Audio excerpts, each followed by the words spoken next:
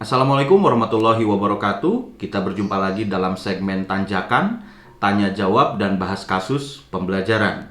Ini adalah hari Minggu, hari keluarga. Dan pertanyaan yang akan kita bahas kali ini sangat berhubungan dengan keluarga.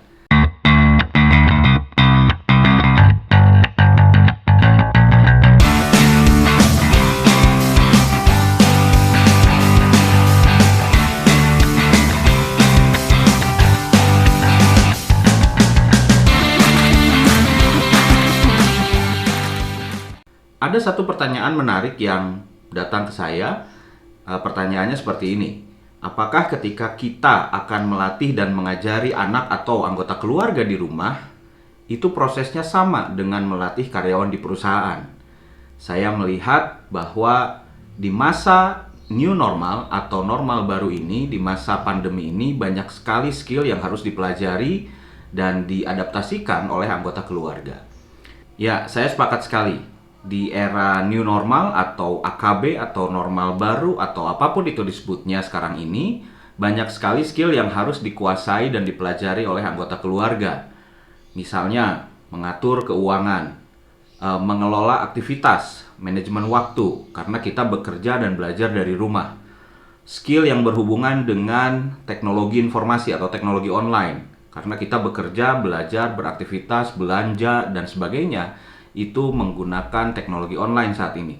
Jadi memang banyak sekali hal yang harus kita kuasai, harus kita adaptasikan di era sekarang ini. Nah, pertanyaannya apakah prosesnya sama ketika kita akan menguasai skill tersebut, melatih atau mengajar anggota keluarga kita, itu prosesnya sama seperti kita melatih dan mengajar karyawan di perusahaan. Secara garis besar, secara prinsip umum, tentu saja belajar itu prosesnya sama. Artinya, ada kondisi ideal yang ingin dicapai. Dan ada kondisi aktual yang diidentifikasi di mana nantinya kita bisa tahu dari kondisi ini kita akan berubah ke kondisi ideal tersebut. Goal dan sasaran harus ditetapkan. Misalnya soal perencanaan keuangan tadi atau kemampuan mengelola keuangan tadi. Ada skill, ada kemampuan ideal yang harus dikuasai oleh anggota keluarga dalam hal mengelola keuangan atau dalam hal merencanakan keuangan. Apa itu? Kita define dulu kemampuan seperti apa yang harus dikuasai oleh anggota keluarga seputar pengelolaan keuangan. Misalnya, kalau untuk ayah adalah mampu mengelola pendapatan.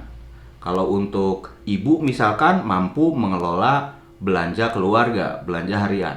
Kalau untuk anak misalkan mampu mengelola uang jajan. Ya, kita define untuk anggota keluarga masing-masing. Lalu setelah itu, kondisi aktualnya hari ini kita periksa. Apakah sudah mampu seorang ayah mengelola pendapatannya? Sejauh mana seorang ibu bisa mengelola belanjanya? Sejauh mana anak-anak kita itu bisa mengelola uang jajannya dengan baik begitu. Nah, nanti kan ketemu gapnya. Gap itulah yang nantinya akan diisi dengan pembelajaran, ya, atau dengan proses pelatihan. Tinggal kita sesuaikan metodenya. Kenapa kita sesuaikan? Ya tentu saja karena ini di rumah, bukan di kantor. Kita barangkali agak sulit kalau mau menggunakan metode in-class training di rumah, ya, dengan peraturan yang sangat ketat, dengan aktivitas yang sangat terprogram. Hal tersebut mungkin anggota keluarga agak sulit mengikutinya. Tapi kalau misalnya kita metodenya kita sesuaikan, nantinya bisa diikuti. Ya, misalkan untuk pemahaman kita belajar bersama dari channel YouTube misalnya, nonton bareng tentang perencanaan keuangan. Lalu setelah itu untuk prakteknya masing-masing menerapkan atau mencoba pada bidangnya sendiri-sendiri. Misalnya kalau ayah ya mengelola pendapatan. Ayah praktek selama seminggu misalkan, mengelola pendapatan itu seperti apa. Ibu mengelola belanja, praktek selama seminggu mengelola belanja itu seperti apa. Anak mengelola jajan itu seperti apa. Lalu misalnya ada lagi aktivitas atau ada metode sharing. Jadi hasil dari praktek-praktek itu kemudian di-sharingkan ke seluruh anggota keluarga. Misalkan dalam acara makan malam atau misalkan dalam acara khusus mingguan, ya. seminggu sekali di-sharingkan bagaimana pengalamannya setelah menerapkan hasil belajar.